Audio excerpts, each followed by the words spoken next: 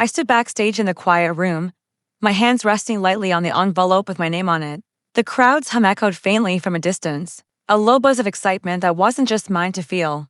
My mind replayed the messages from earlier. My sister had brushed me off as usual. My mother had been indifferent, and my father had liked the comment like it was some casual post, not something meaningful between family. I gave a small, controlled smile and said, "That's fine." But it wasn't fine, not really, but it had to be. I learned long ago that anger wouldn't change them.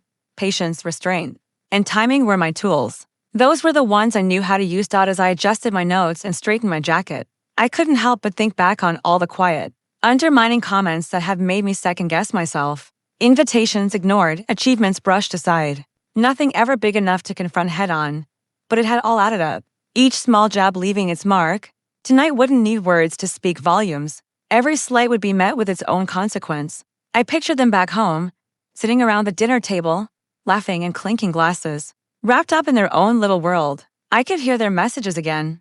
"We don't have time for your meaningless award. We're going to dinner." At first, it stung, but now there was only calm. I was ready for this moment. The broadcast began. The opening notes of ceremony music filled the air, the sound carrying onto every screen in the room. The camera cut to the stage. When my name was called, I stepped forward, the lights hitting my face exactly as the director intended, not just showcasing my presence, but my achievement. They didn't react immediately. My sister's fork froze mid-bite, my mother's conversation faltered. My father leaned in, unsure if what he was seeing was real or just some illusion. In that moment, the applause from the crowd, the judgment from the hosts, the nods from the judges, all confirmed something they had refused to see for years. That my work mattered, that I mattered. I didn't smile at them, I didn't wave. I simply accepted the acknowledgement with the quiet professionalism I had spent years cultivating, especially after being underestimated. The silence lingered, filled only by the sound of the applause, the realization sinking in, and the quiet thrum of my own heartbeat. A quick flash of memories crossed my mind.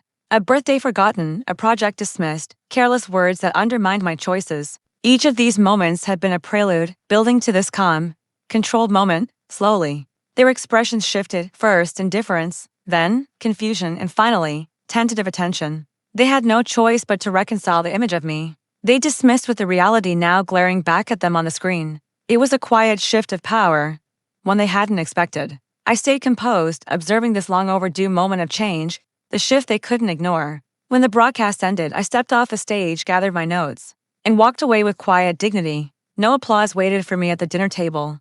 But that didn't matter. The ceremony's authority, the recognition from my peers and even strangers, had already shifted the power dynamics without a word being spoken.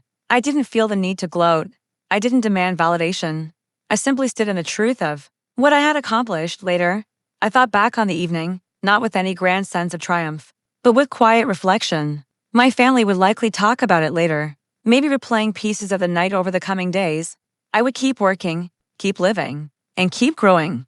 The quiet strength I'd earned didn't need any dramatic gestures or petty revenge. It simply came from patience and the undeniable truth of what I had done. In the end, it wasn't about making a spectacle or seeking revenge.